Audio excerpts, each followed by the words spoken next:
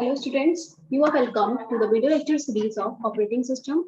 In this video lecture, we will learn about process synchronization. So here we go to start our topic. So why we need process synchronization? जब कभी भी बहुत सारे processes यानी कि जब multiple processes कुछ शेयर्ड रिसोर्सेज को एक्सेस करते हैं वहां पर हमें प्रोसेसेस को सिंक्रोनाइज करना होता है because there may be inconsistent result right. For example, we are sharing some resources, or we are some processes are there and they are sharing some resources. So there किस वे में आपके resources share होंगे या processes resources को कैसे share करेंगे, तब हमें प्रोसेस सिंक्रोनाइजेशन की नीड होती है, right. So we need this because multiple process may be involved in the system. बहुत सारे processes involved हो सकते हैं and they may access shared resources. उन्हें shared resources की need हो सकती है. In case of cooperating processes, one or more process will be sharing resources. Different order of execution for different process can bring different result. Right क्योंकि अगर हम उनका execution का जो ऑर्डर है वो डिफरेंट कर देंगे प्रोसेसेस का, so different processes can bring different result produce हो जाएंगे, जिसे हम बोलेंगे इनकंसिस्टेंट स्टेट और inconsistent result, right. Let there be some shared resources. हमारे पास कुछ शेयर्ड रिसोर्सेस है. Since operating system acts as a resource manager, it is not necessary that if resources are shared it can work in shareable mode, right. ऐसा जरूरी नहीं है कि अगर रिसोर्सेज शेयरेबल मोड में है तो वो रिसोर्सेज शेयर्ड है तो वो शेयरेबल मोड में वर्क कर सकते हैं, right. For example, printer is a shared resource. Printer आपका क्या है, एक शेयर्ड रिसोर्स है. कोई भी प्रोसेस प्रिंटर को एक्सेस कर सकता है, शेयर्ड रिसोर्स से एक्सेस कर सकता है प्रिंटर को, but they can not access that printer in shared mode. Means अगर एक प्रोसेस का जब तक काम कंप्लीट नहीं होगा प्रिंटर का, तब तक दूसरा प्रोसेस प्रिंटर को एक्सेस नहीं कर पाएगा. So printer is a shared resource. Any process can use the printer.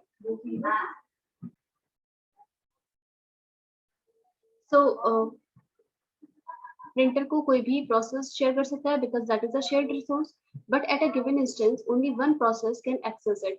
एक पर्टिकुलर टाइम पर केवल एक ही प्रोसेस एक्सेस कर पाएगा प्रिंटर को, राइट. ऐसा नहीं है कि दो प्रोसेस सेम टाइम पे प्रिंट कर रहे हैं, right. So it will work in mutually exclusive manner. Mutually exclusive means एक टाइम पर केवल एक ही प्रोसेस एक्सेस करेगा. So if more than one process tries to access the shared resources, then there will be a problem, right? Most of the time it result in inconsistencies. जैसे हमने भी discuss किया था, inconsistent result होते हैं because different order of execution will result in different result, right? So let us consider the following piece of code. हम ये देखेंगे inconsistency किस तरह से आती है. Let's say ये एक piece of code है, यहाँ पर कोई भी process है, वो इस piece of code को execute करेगा, right? So let's say we are having two processes P1 and P2. तो एक तो हमने ये assume किया कि P1 के बाद आपका P2 इसको एक्सेस कर रहा है, P2 इस कोड को एक्सेस करेगा एंड दैट इज अ यहाँ पर जो एक रिसोर्स दिया है that is A is a shared resource. Let A is a shared resource and A equal to 10. A की वैल्यू 10 है, राइट. तो हम पहले ये अज्यूम कर रहे हैं कि P1 के बाद आपका P2 एग्जीक्यूट करना शुरू करेगा इस पीस ऑफ कोड को, इस रिसोर्स को एक्सेस करेगा. सो जब यहाँ पर हमारा P1 एक्सेस करता है तब उस केस में क्या होगा. Let's say P1 is executing currently, तो P1 A की कितनी वैल्यू रीड करेगा. First of all P1 read करेगा A की value 10. Then it will increment the value of A by 1. So value of A will be 11 and then it will write the value of A, that is 11, right. Write A, it means 11 write करेगा. अब P1 का जब काम complete हो जाएगा then let's say कि P2 execute करना शुरू करेगा, right. तो जब P2 ने एग्जीक्यूशन स्टार्ट किया तो अब P2 क्या करेगा, रीड A, यानी कि P2 जो वैल्यू रीड करेगा A की, वो कितनी रीड करेगा, क्योंकि A की वैल्यू P1 ने अपडेट कर दिया, तो ये जो रीड A है वो कितनी रीड करेगा, P2 11, क्योंकि the value of A has been updated by P1 and that has become 11. So P2 यहाँ पर 11 रीड करेगा. अब A की वैल्यू यहाँ पर कितनी इंक्रीमेंट हो जाएगी, 12 हो जाएगी यहाँ पर, और ये कितनी राइट कर देगा, 12. बट व्हाट इफ यहाँ पर अगर आपका कॉन्टेक्स्ट स्विचिंग हो जाए. पहले तो ये था कि P1 के बाद P2 आना था. व्हाट इफ कि अगर यहाँ पर कॉन्टेक्स्ट स्विचिंग होती है, उस केस में रिजल्ट किस तरह से वैरी करेंगे. लेट्स से सबसे पहले P1 आया, P1 ने A की वैल्यू रीड की, right. First step is P1 will read the value of A, so P1 ने वैल्यू रीड की 10. But at the same time इतना एग्जीक्यूट करने के बाद P1 ने भी आधा ही एक ही स्टेप एग्जीक्यूट किया था. अब यहाँ पर हो गई context switching. Context switching and context switching में आपका जो आप किस प्रोसेस को टाइम मिल गया, प्रोसेस P2 आ गया, right. So P2 comes and P2 again will read the value of A, that is 10. तो P1 A की कितनी वैल्यू रीड करेगा,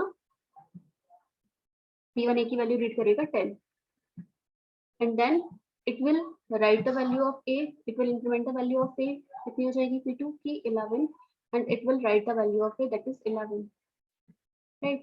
यहाँ पर आपका कॉन्टेक्स्ट स्विचिंग में ये 11 रिजल्ट आया. अब क्या होगा, कॉन्टेक्स्ट जब इसका काम कंप्लीट हो गया, P2 का काम यहाँ पर कंप्लीट हो गया, context switching, again context switching होगी, right. Again context switching will take place. So what will happen, let's say context switching हो रही है, मैंने सीएस लिख दिया है, कॉन्टेक्स्ट स्विचिंग हो रही है, यहाँ पर शॉर्ट में लिख दिया कॉन्टेक्स्ट स्विचिंग को. अब अगर अगेन कॉन्टेक्स्ट स्विचिंग हुई तो P1 कहाँ से, P1 ने फर्स्ट स्टेप को कंप्लीट कर लिया था, रीड ए तो कर लिया था, अब P1 कहाँ से रिज्यूम करेगा अपने वर्क, इस स्टेप से रिज्यूम करेगा, A = A+1 से रिज्यूम करेगा, because this step has been completed by P1 in advance. P1 ने ऑलरेडी इस स्टेप को कंप्लीट कर लिया था, तो अब P1 ये 11 रीड नहीं करेगा P2 की, P1 कितनी वैल्यू रीड करेगा 10, क्योंकि P1 ये स्टेप कंप्लीट कर चुका है, right.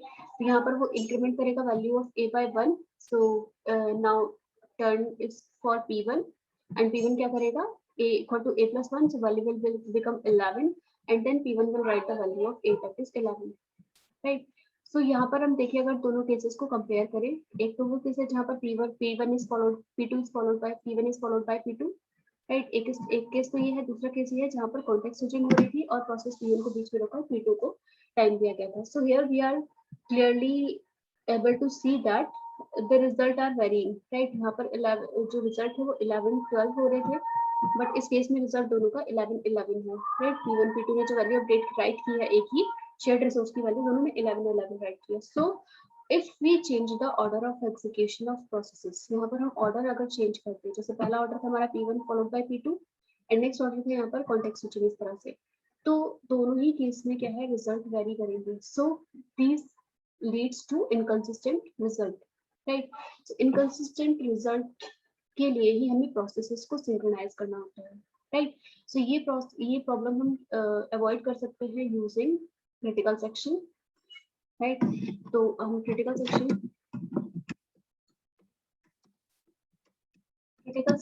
is that piece of code where the process share the shared resources, process execute the shared resources.